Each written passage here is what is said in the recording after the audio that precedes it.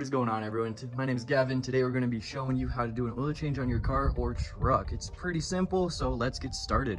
All right, to get started, let's just go over what you're going to need for this job. Pretty simple. You're going to need some oil. You're going to need a oil filter, ratchet, socket set. You're going to need a jack stands, and something to chock your rear tire. Now, you can use car ramps.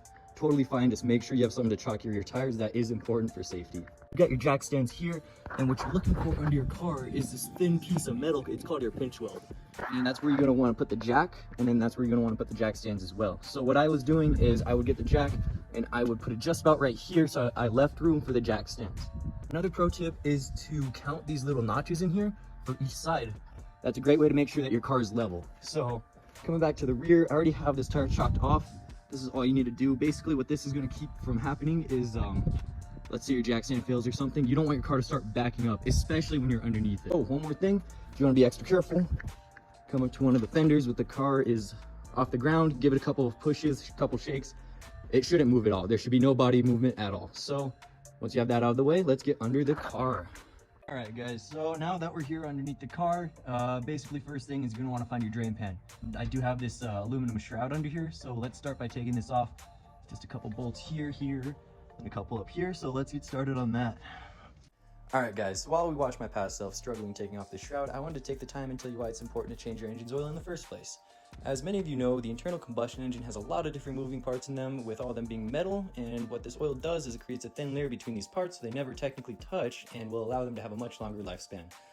Next are the weights of the oil, which are important as well because it's a measurement of how thick or thin your oil is. This is also the part where I tell you every car is different, so you should do a quick search online to know exactly what type of oil your car takes. If you still have your user manual, it'll definitely tell you in there. So moving along, you also need to find the correct oil filter. On the screen, you'll see the vast selection of oil filters you can find at any automotive store. This is just at the O'Reilly's earlier today, but everywhere else is just the same. Along with this vast selection, you'll see a pretty hefty book on the side. It's going to have every vehicle make and model in it.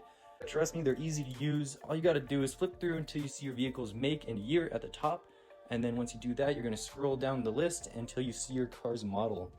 Then it's as simple as just matching them up with the correct brand and the correct number. With that being said, let's take it back to the video. This is going to be your oil pan. You can tell that it's your oil pan by the way that it is. Right here is going to be your oil drain plug, and then right here is where my oil filter is. So it's really convenient. This is pretty much the same setup on every Nissan. So yeah, let's start by removing those.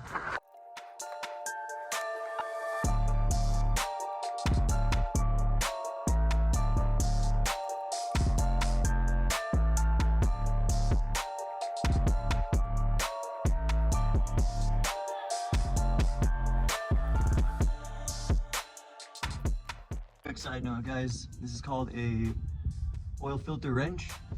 It helps a lot with some of the more snug oil filters. It's really cheap. You can get them for like $8 at Walmart. So let's get this oil filter off now.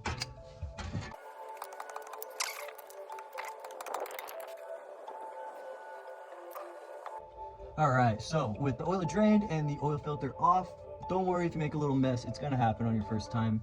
So yeah. Now we have the new oil filter right here. What I like to do, and what a lot of other people do, is you take a little bit of oil and you just go around the O-ring like that. And what that does is it prevents it from pinching when you're installing it, and that will keep it from leaking down the road. So let's get this guy installed. So when you are tightening down this oil filter, you only want to get it hand tight. You don't need to go anymore with any tools or anything. Just make sure that it's hand tight, because there is rubber in there and you don't want that to rip.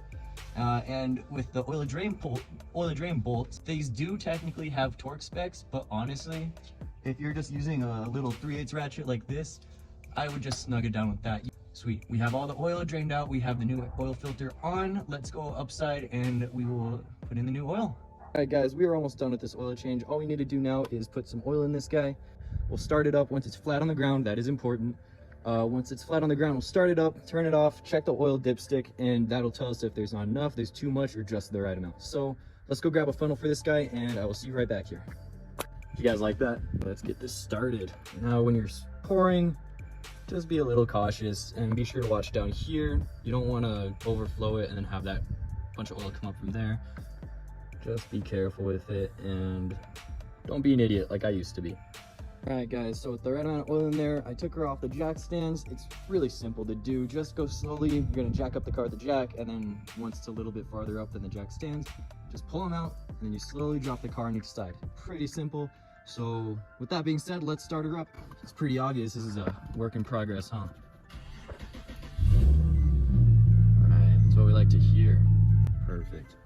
That's all you need. All you're doing at that point is you're letting the oil circulate in your engine and get into that oil filter that was dry. So with that being said, let's go and check the dipstick. All right, so at this point, we're just checking our work right now. So you're gonna grab the dipstick and have a paper towel handy to wipe off that old oil. So you take it out, you wipe it off, and then you're gonna put it back in for a second. So once it sits for a second, you're gonna gently let it out. Right, that's looking pretty good. So you'll see on my dipstick, there are, it'll focus, there's two holes on there. The top one is the max fill line, the bottom is the minimum, just a little bit less than full, so that should be good to go.